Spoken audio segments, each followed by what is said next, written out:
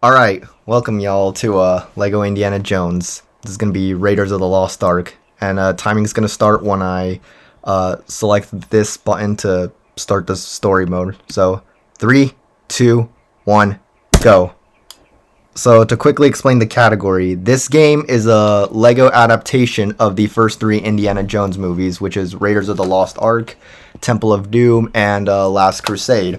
And we have a full any percent category where you play through all the levels in the three movies, but we also have smaller categories for each individual movie. This is going to be a run of just Raiders of the Lost Ark. So, being featured on commentary is Hey, I'm Sonic. I'm an 80% runner for Indy. I've been running the game since last March. Took a little break, but got back on the grind on November. But I'm here to do some commentary for this run. Yeah, and I've only started running like this game for like a month.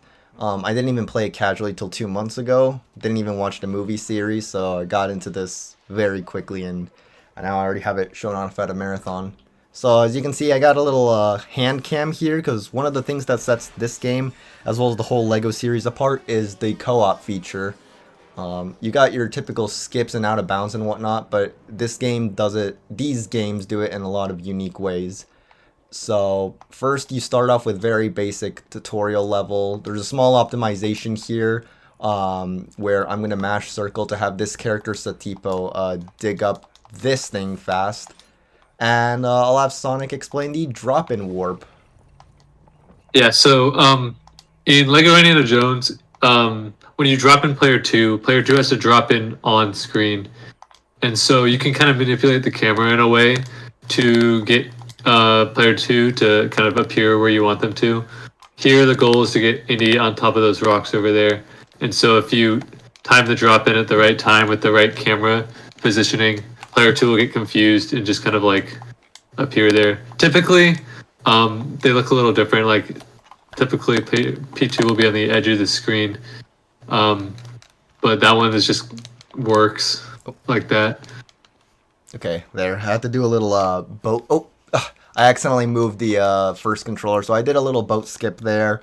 Not too difficult, but it's a little neat to show off. So yeah, as you can see right now, I'm trying to control both players for general efficiency. Um, this is kind of this is one of the unique things about the Lego games is oh crap.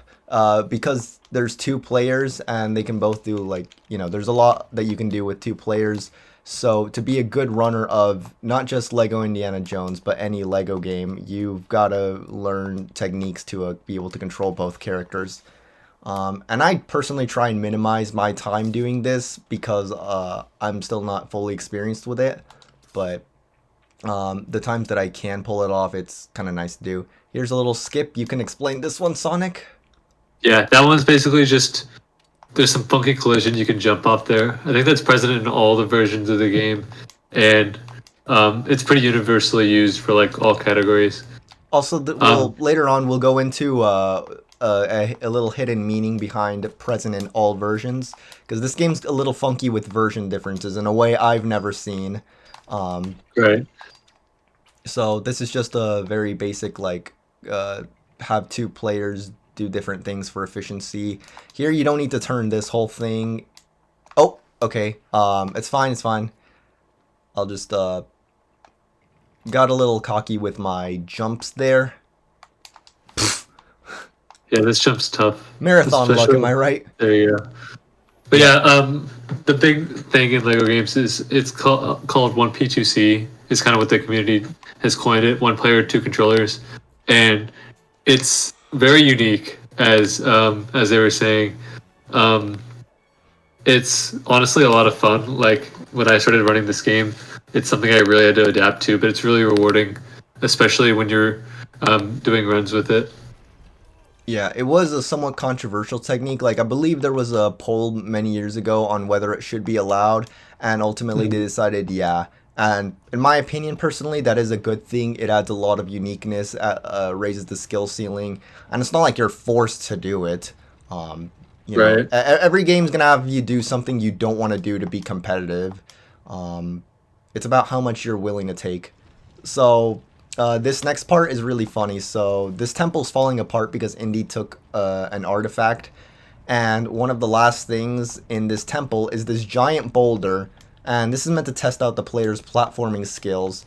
If you die to the boulder, the game resets. If you die 3 times, the game just says screw it, gives you this funny alternative cutscene, and yeah, you're done. Yeah, a nice free time save there. Yeah, there is a drop in warp, but it's like really difficult and barely saves any time. Now, a little thing Yeah, about Lego games on the casual side is the first 10 Traveler's Tales Lego games don't feature dialogue, so you get funny cutscenes like this where they just have to act out and make stupid jokes. It's really nice. this one's extra special because it's got that Star Wars reference right there. Yeah, there's a C3PO head in place of the idol. We actually have we have, like every community, we have multi-game speedruns. We have a category called Grunt Percent, which is just the ones where the characters don't talk. So it's kind of a nice little unique one. Yeah, I think that category is like 18 hours long or something. It's kind of crazy, but it's super cool to see people do runs of it. You can explain this part. Yeah, so here is some pretty much. There's gonna be enemies spawning. You need to get these boxes down so that way, you build this part of the plane, and Mac, which is player 2 right there. Sorry, Jock. Can repair. I was thinking of Indy too. Jock repairs the plane, and that ends the level. So this is 1-1, The Lost Temple, and it's got some pretty cool skips. But the next 5 levels, because there's 6 levels per episode, that's where the game really starts to shine, because from here on out, like, every room has a really cool skip or something unique to it. Lost Temple is kind of basic in this regard. Gonna wait for this to go away so I can split. So unfortunately though, in between we do have a lot of cutscenes. This is a bit of like a kind of epilogue. The opening scenes in Indiana Jones movies don't really relate much to the rest of the movie. They're just kind of there to, like, maybe give 1 or 2 hints at a character you'll see later. Oh yeah, sorry, there was a cable of the cutscene. I was gonna say there's a cheat code on that whiteboard. That cheat code on that whiteboard Indy's in front of. If you replace the O with a 0, you can enter that in a certain room and you unlock something. I forget what. Yeah, I don't remember what it unlocks, but yeah, there's plenty stuff like that in this cutscene. Yeah, so I guess the basic plot here, if you haven't seen the movie, is that there's a lost ark, and an opposition army wants to get it, and if they do, they'll have they could potentially have a lot of power, and that could be really bad. So we gotta go on a hunt for it, which takes us all over the world. And we meet a bunch of characters. The first one we're gonna meet is this girl right here, Marion. And this is a good time to kind of get into another mechanic of the Lego games, is that in order to give, because all the movies they portray, they let you play as so many different characters. There's got to be a reason for you to play as all of these characters. So they actually give each one abilities. So certain characters can work with certain things you'll see in a level. For example, you might see a door, and those doors can only be used by short characters. In this game, you'll see flower petals on the floor, and that's meant for female characters like Marion. Female characters jump higher. That's kind of their special ability, which you're going to see right here. This is also good for the speedrun. Yeah, so for this level specifically, and many other levels, honestly, you can kind of abuse that higher jump power in a lot of spots to do extra skips. Hey, you want to explain, like, the worst boss fight ever? Yeah, this is the major tote boss fight that happens right at the start of 1-2. It's kind of just, like, annoying to play through sometimes. It gets consistent eventually, but it takes a lot of work to get there. It's the type of thing where here you're going to see them throwing chairs at this gun guy, and the chairs like to target the table and the other enemies and everything else. So it's a lot of hoping that you're gonna hit the right guy with this. You can kind of see Indy's blue target thing going all over the place there, but this is honestly pretty clean so far. I did It's hard to try. get I did to try it and do right some there. movement there where the game kind of blocked me. And that's something you'll see in another spot. If you swap characters like a lot, um, y- if you swap characters constantly, you can kind of move during unskippable cutscenes. Well, Mhm. technically all of them are unskippable, but we mean like ones that are like fully rendered in like real time. Yeah, the first two phases of this boss went well. That third phase kind of unfortunate, but it's It's fine. okay. Yeah, we're past Yeah, it. That's all that matters. yeah. Getting out of that room is always just like the goal. So now this is where the fun really begins, because like the first level, Lost Temple, as well as that opening fight, they're kind of a bit of a reset hell. But afterwards, the gameplay is just nonstop like fun. You got this jump right here, which you're supposed to build this thing. It will lift up an elevator, and both characters will be able to use it. But by kind of grazing Indy towards that black Lego piece, we were able to bypass it. And here's going to be the first instance of lag strats, which you can explain because I'm trying to Yeah. not So fail this. basically, in Lego Indie, um, so if on PC, if you Alt Tab during gameplay, it'll cause your game to lag and it'll kind of make your hitbox do some funky stuff. Here, the PlayStation equivalent is using the PlayStation menu there, and in this instance, that lag stress lets you slide up the edge. But we're also going to see later on using that the lag strats to get through certain walls. Like you can warp your hitbox through walls and stuff. Yeah, Also, so something else in the last room, we did some weird pathing there to avoid an enemy trigger. also, I want to show off one little difference. So if you watch a PC run, you're going to see that they go over here and then they'll do a double jump to the right. This is what happens if you try it on Wii or PS3. You just can't. They just changed the collision for some reason, and there's a kill plane right there which instantly stops you from trying.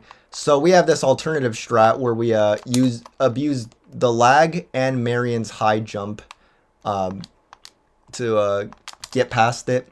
I'm kind of having a little trouble because trying to get my thumb to X from X to the home button is a little tricky, but it's there is one alternative strat, and it's like a pixel perfect jump, which nobody really likes.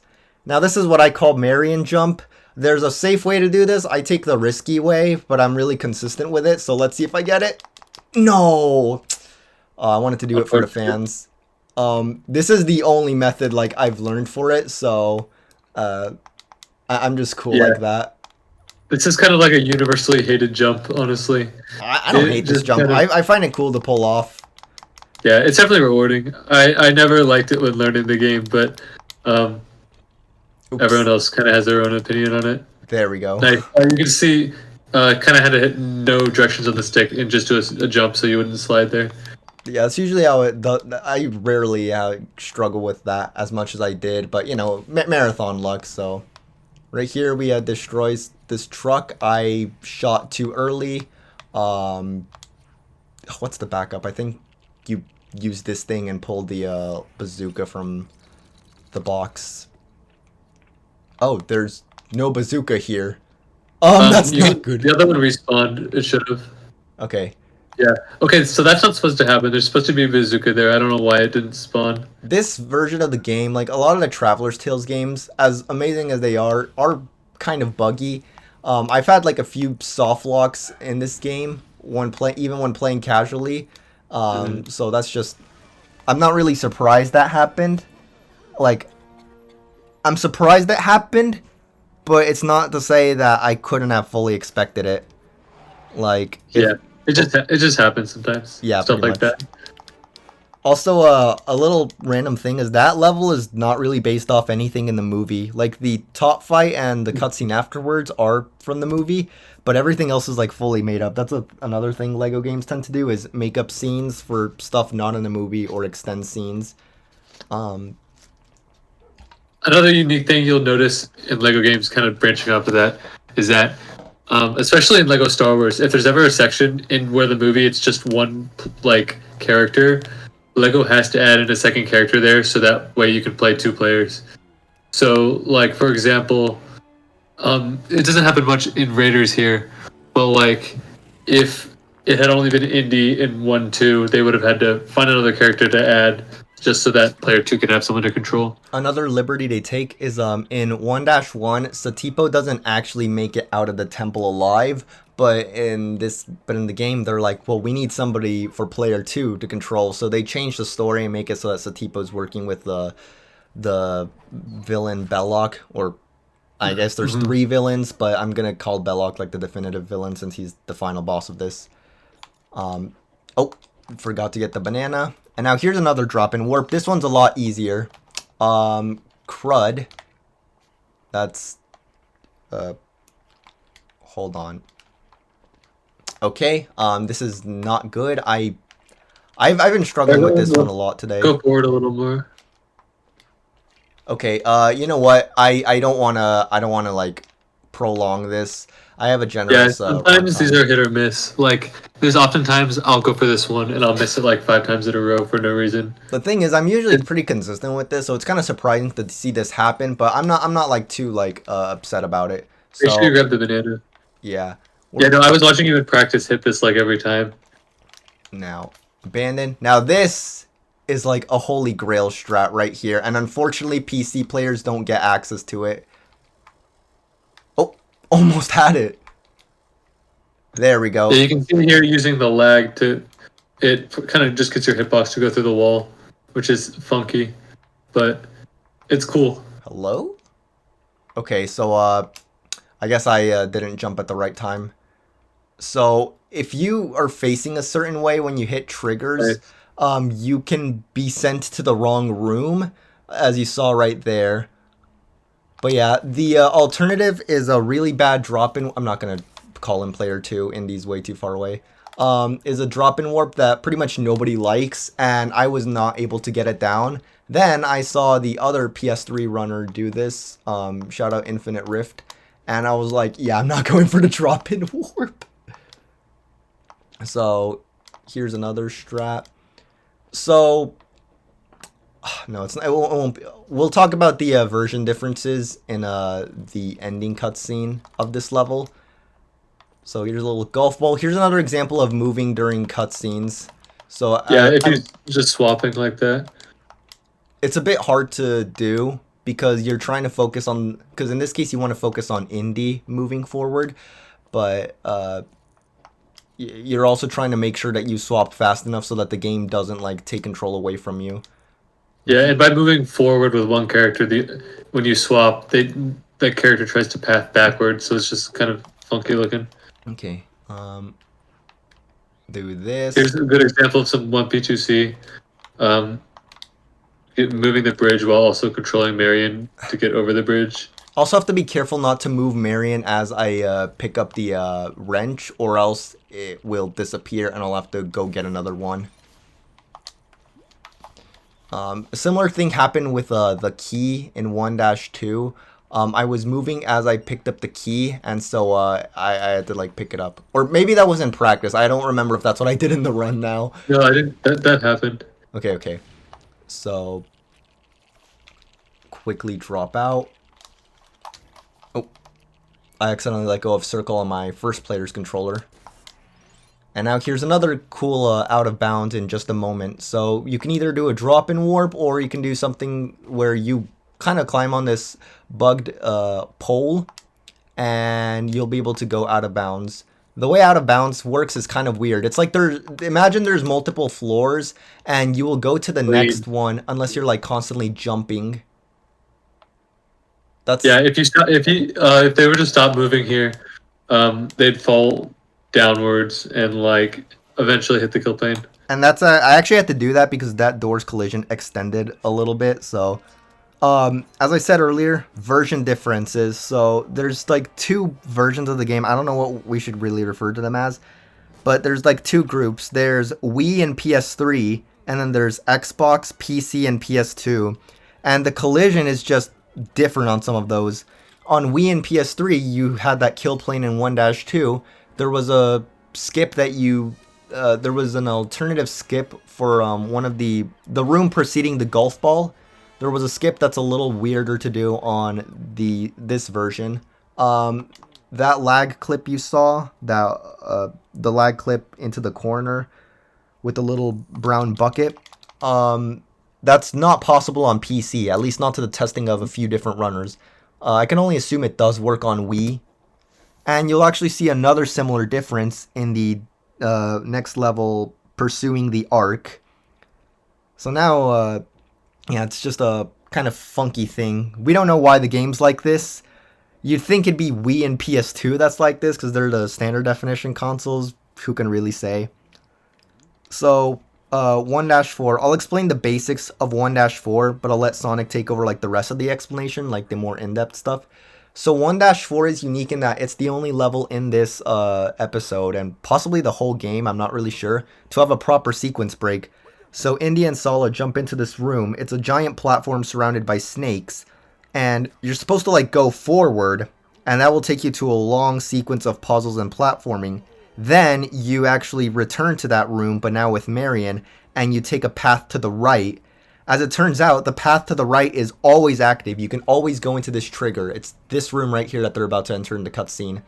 So we do a massive sequence break that involves some out of bounds movement, and we skip like 6 minutes of gameplay just from having these two triggers available at the same time. So I'm going to start pulling it off, and Sonic can explain more detail of what I'll actually do to get it to work.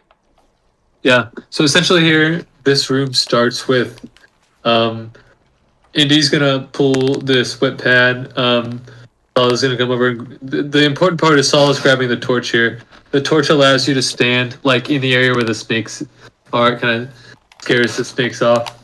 I guess it's the lore behind it. And so what's gonna happen here is once they get both characters, you need to press these buttons. This is only to allow this out of bounds clip to happen. It doesn't work when the door is shut. So they're gonna drop out player 2 and swap, and then hit a lag clip here. And now they have to run to this. This is the right hand path we were talking about. You have to get there before your torch runs out. No. Uh-oh. That's really bad. There's a chance I soft lock. Okay, I have soft locked. That's okay. Yeah, this is you can reload the game, the level. Yeah. That's unfortunate. I've done that a couple times just because it's the thing with the layers. Like if you're not constantly moving, and sometimes if you jump, the game just decides, well, you're not jumping here anymore, and it'll just fall. That's what happened there. So when I made my estimate, I kind of thought, 40 minutes might be a bit excessive, but the reason I put 40 minutes despite easily doing a no reset with like a 30 something is because of this spot right here. Obviously I could just choose to go to free play, but that would not be valid, and I wouldn't feel comfortable doing that on a marathon, even if it was for the sake of not risking going over. So yeah, we have to watch this whole cutscene again, and I have to pray that I just don't mess that up. You got this. Yeah. There is an alternative with a thing called a transition skip, but I never figured out how to do it because I saw it, I tried figuring it out, and then I kind of forgot about it. I thought I'll learn this later, and I never bothered to learn it. Then by the time I remembered it, I just swapped the PS3. We think, I know Rift said that it might be possible to do lag stuff on PS2 if you play on a BC PS3, but we don't really have much of a way to test that out. All right, and now I get to try again, so let's hope. Yeah. No, you definitely got this. This is the type of skip that, like, it's just you'll miss it every once in a while, and but then you're chilling. Yeah, besides, it's marathon luck, so Yeah, everything that can go wrong will go wrong in a marathon. That's why you gotta have like really generous time estimates. So I'm not too upset at that unless it were to happen like a trillion times. Then I'd be a little scared. Like, okay, I don't want to. Oh, Indy, please. Okay, so drop out. Another thing is that you may have noticed I'm using a PS2 controller. Actually, I'll explain that when I'll explain that in a cutscene. It happened again. Please, no, stop. Why is this happening? Oh, and what? Okay. That's I actually don't know why that's happening. Try walking a little bit further next time, just to give yourself a little bit extra room. All right. Okay. Now Yeah, that now the nerves are you got it kicking this in. time. No, Um. you got this. So as I was saying, the I'm using an adapter to use the DualShock 2 on my PS3, which is what I'm playing on. Um, the PS3 XMB on a PS3 controller, this button in the middle, you press it once and it'll show up. You hold it down for a few seconds, a different menu shows up. From here, you can like swap, like you can make this controller think it's player two, turn off the console, exit the game. Um, for some reason, it functions differently if you use an adapter. If I press the button here once, it'll have that menu I just mentioned as opposed to the XMB. It's a bit strange, so some of the things that I set up are done in ways that'll uh, allow me to play with the PS3 controller because it's just much nicer to do lag stuff with the PS3 controller. So walk like 5 steps further than you usually do here, To the right and or if you like start forward into like the. like the direction you move down the wall to get towards the trigger, keep moving that direction. Okay. And if you start to fall directly downwards, spin this stick in a circle, and so that way you keep moving, and you can sometimes jump upwards. All right. Yeah, you got this. I feel your pain for this skip because I had to spend so many hours trying to figure out where the heck to get to the trigger there. Funny enough, this didn't take me too long to learn. I was a bit nervous for it, but I kind of got the hang of it decently quickly. So, uh, but you'd probably never guess that if you saw this run. You'd probably think like, ah, yeah, it's a he's still new to the game, or they're still new to the game. Misgendering myself, I don't. Um, and now oh wait. That's I just realized I'm on the wrong controller. Yeah, it's easy to get confused. Yeah, I play keyboard and controller, and I still get confused which player is which sometimes. Okay. There we go. Nice job. And you can see here now it's Indian Marion. That's respective of the sequence break. Usually there's a couple cutscenes in between that. Now we actually have But another lag clip, and this one is way less punishing. Because it's a lot easier to restart. You don't have to start the entire episode. That lag clip you saw is the only one in this entire like episode that if you don't like do everything perfectly, you have to like reload. Oh crap. yeah, that's one of the few one tries in like the whole run of like any percent in general. I know there's like a way to do it from here. Um yeah, some of these things like when I first was doing runs, I was not struggling Okay. that much, but now like that I'm playing more, it's like okay, I'm starting to see where the trouble is. So we actually skip like into an entire room and technically skip the transition sequence kind of. And here is going to be one of the coolest skips ever, Basilisk skip, and Sonic gets the honor of describing it because I need to fully concentrate for it. Yeah, so for this skip, there's some cool 1P2C here. And then basically we're getting Indy to dig with a shovel. This will dig up some monkey bars. But then we drop out Indy and use Marion to jump over this gap. And you see the monkey bars over on that side. Indy will get confused and warp straight to them because Indy's trying to path up the monkey bars he was digging, but they don't exist yet. So he'll just warp over to there. Good job getting that first try, by the way. That skips a pain. Yeah, I actually, okay, the thing I noticed personally is, for one, Indy's position relative to the thing you dig up matters. Because one time I was failing it, and I realized it's because Indy was close to the ledge, so, like, I think the game thought he was falling off and dying. I don't have Uh-huh. a lot of trouble with that skip otherwise. That skip's pretty easy in my opinion, but I'm not gonna That's say good. like, oh, if you can't get it, you suck. Especially not Yeah, after I it's really failed. just if you do the same thing every time, you're chilling. Especially not after I lost like 8 minutes. We could just pretend you did the level regularly. That's why it's a +7. Exactly. Yeah, no, 1-4 is a big reset point for me. There's a lot that can go wrong. Yeah.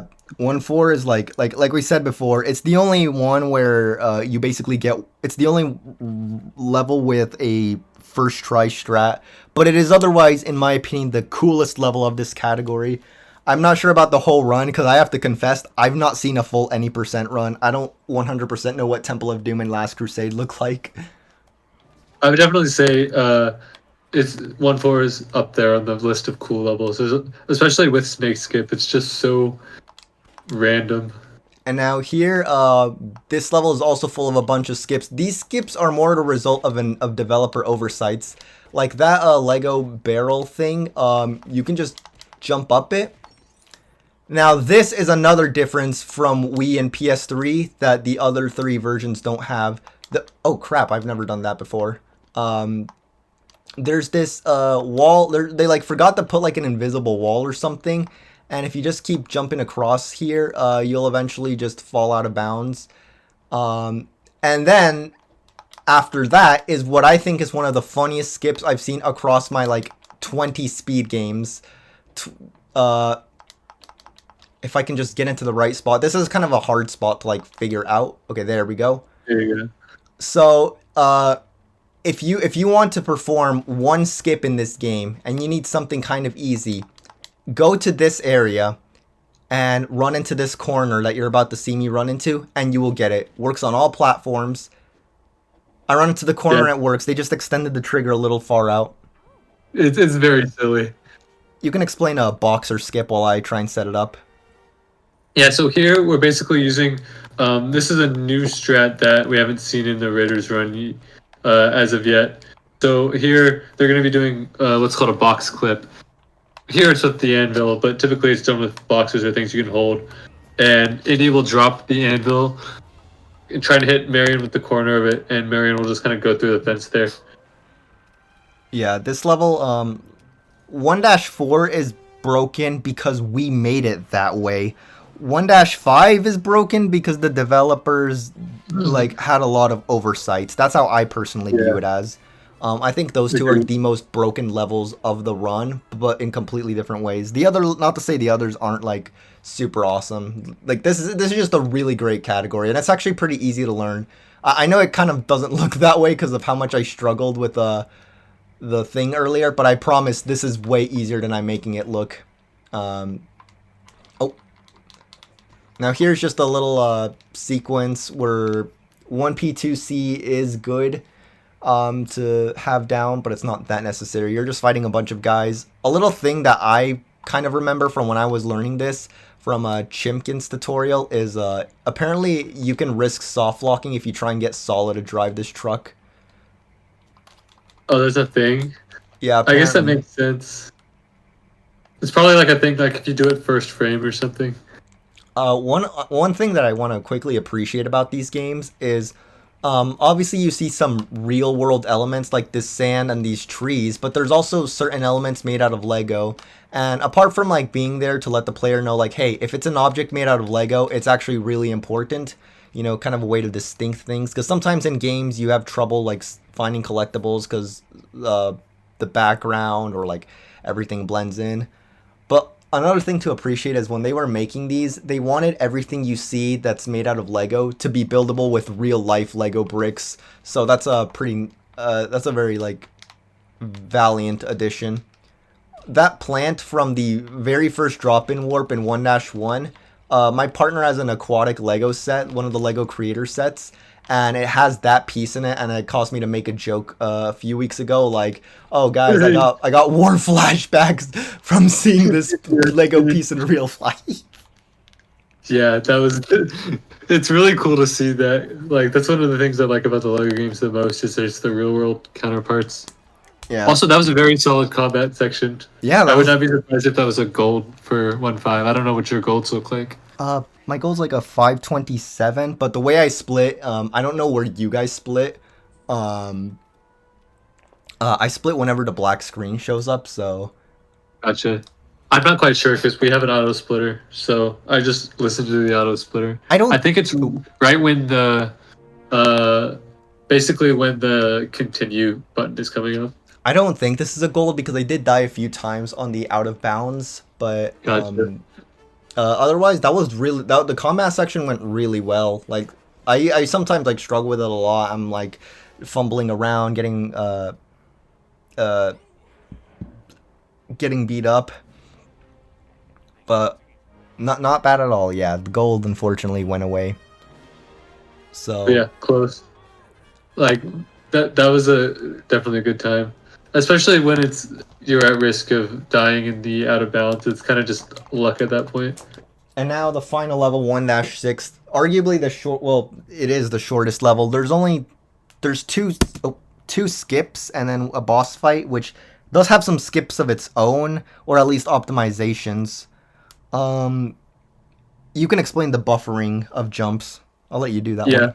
I got you. So here in 1-6, we're gonna start with a nice opening cutscene, and then there's a skip called Tarp Jump, which you'll see. The name will be self-explanatory, but the you kind of are jumping off like a small piece of collision that because when you jump on this tarp, we're going to see you're supposed to slide off of it so you can't skip the level. But there's some tiny sections where you can jump off of it very precisely. And so if you in Lego games, at least all the Lego games I've played, I think all of them do this. At least most of them.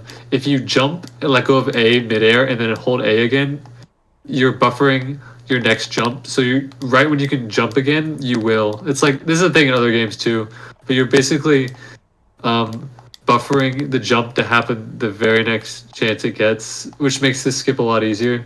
So here they're jumping and then holding down A midair to hopefully get the buffer off the weird collision. There we There you go. go. It's not a very hard jump. I just never bothered remembering where it is, but it's Yeah, really easy. And I'm actually gonna. I used to try the buffer for this, but it would otherwise not let me like give me enough distance. So right there, I jumped off a tiny pole. It may look like it's nearly pixel perfect, but it's actually super easy. You just gotta be good with your timing of the jumps. That's the hard part. But even then, in my opinion, it's still easy. yeah, that was clean getting that first try. This boss fight timing will end when I lose control of the character, so around like the frame that the final cutscene starts. um I'm just gonna try and move forward. So this is Belloc. So in the movie they tie Indy and Marion to a pole, and then they open the arc. But first we have this little boss fight we're gonna do here. I don't remember how to do this casually like at all, even though I only played this casually like a month ago. So Yeah, there is in that section right there. There's a like 3 frames where if you hit Belloc, Belloc will get confused and just stand there, and it's like a free time save, but it's very rare time. to happen. I golded Nice, that. and a gold. Let's go. I golded that by like 4 seconds. Yeah, sorry to interrupt you. I just wanted to. I'll let him No, finish the yeah. explanation real quick. Sorry, what were you saying? Something you were saying something about like Oh, Belloc. yeah. Yeah, Belloc will get confused in their pathing, and you can like basically get Belloc to stay vulnerable to your hits, but also not move, and you can. It saves like 10 seconds. Yeah, I haven't bothered learning that yet, but it's Yeah, it's not the type of thing that's very consistent. It's mostly just like it's lucky if you get it. a little fun fact. One last thing to mention about the run. This is not really something that matters in this category, but in any percent, this is actually the last level we do because the ending cutscene is the longest one out of the 3 movies. So yeah, we do them out of order. I mean, maybe for consistency's sake, it'd be nice to do them all in order, but no, we don't. Mhm. Yeah, So we're maximizing time saves. yeah, so yeah, that's Raiders of the Lost Ark. Personally, like I played this game casually for the first time like a month or two ago, and I really liked it. And I got into the speedrun really quickly, and I liked that very quickly. It was very unique compared to the other stuff I've played.